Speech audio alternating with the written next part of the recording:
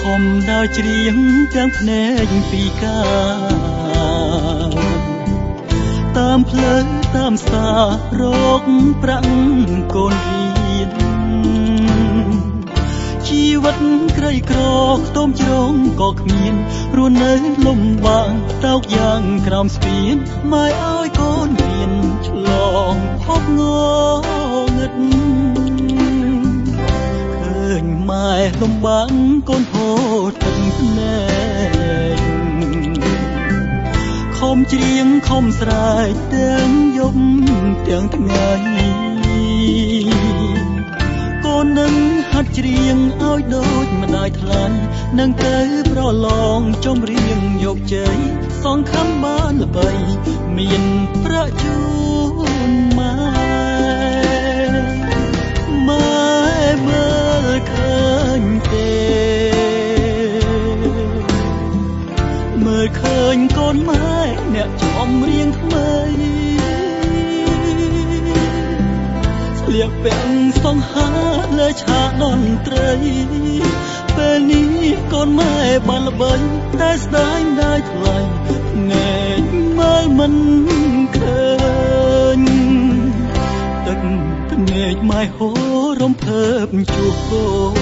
នម៉ែមើលមិនឃើញបានត្រឹមតែលឺអាណិតម៉ែណាស់ម៉ែចង់ភ្នែកភ្លឺចង់ឃើញមុខកូនពេលបានស្ដាប់ឮសំឡេងកូនម៉ែលើឆាកតន្ត្រីម៉ែមើលឃើញទេមើលឃើញកូនម៉ែអ្នកចម្រៀងថ្មីស្លៀកពាក់សង្ហាលើឆាកតន្ត្រីពេលនេះកូនម៉ែបានល្បីតែស្ដាយដាយថ្លៃភ្នែកមើលមិនឃើញទឹកភ្នែកម៉ែហូររំភើបជួបកូន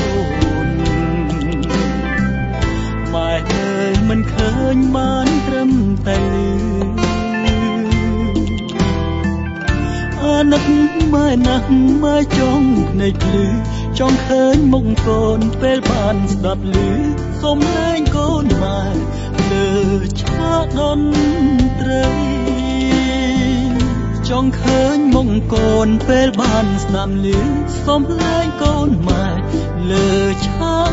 តន្ត្រី